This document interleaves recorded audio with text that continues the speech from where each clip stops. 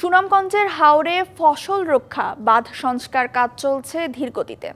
ঠিকাদার ও পাওবো কর্তৃপক্ষের অগ্রগতি প্রতিবেদনের সঙ্গে বাস্তবের কোনো মিল নেই। প্রকল্পের মেয়াদ 1 মাস থাকলেও কাজ বাকি অর্ধেকের বেশি। ফলে নির্দিষ্ট সময়ের মধ্যে কাজ শেষ হওয়া নিয়ে সন্দিহান কৃষক। বৃষ্টি বা আগাম বন্যা হলে বড় ক্ষতির আশঙ্কায় তারা।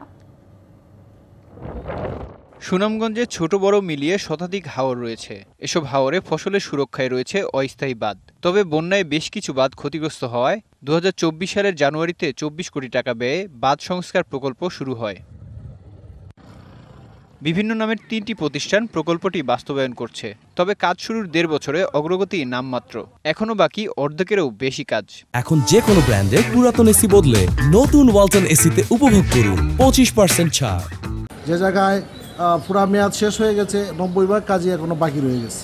এই 1 মাসে এই কাজটা কিভাবে করবে? যদি এই ক্লোজারগুলোর পিছনের হাওড় অংশের গর্তগুলো যদি ভরাট করা না হয়, তাহলে তো আমাদের কাজের কাজ কিছুই হবে না। হাওরের বাঁধ এবং ক্লোজার নিয়ে অতীতের যে সিন্ডিকেট গড়ে উঠেছিল, এই সিন্ডিকেট নিয়মিত কাজ করার কারণে আসলে হাওরের যে দুর্নীতি এই ধারাবাহিকভাবেই চলতেছে।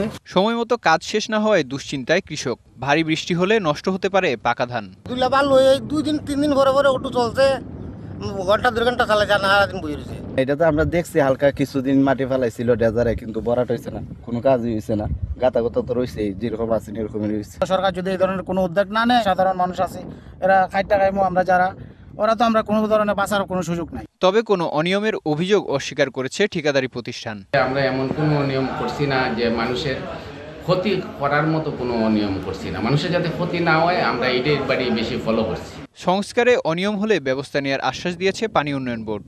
এখন যে অবস্থায় আছে আসলে এই মৌসুমে সব শেষ করা সম্ভব হবে না। সেই জন্য আমরা আশা করতেছি যে হয়তো সময় পরিবর্তন প্রয়োজন হবে। মাঠ পর্যায়ে সার্ভে করবো, সার্ভে করার পরে টাস্কফোর্সের কাছে প্রেরণ করবো।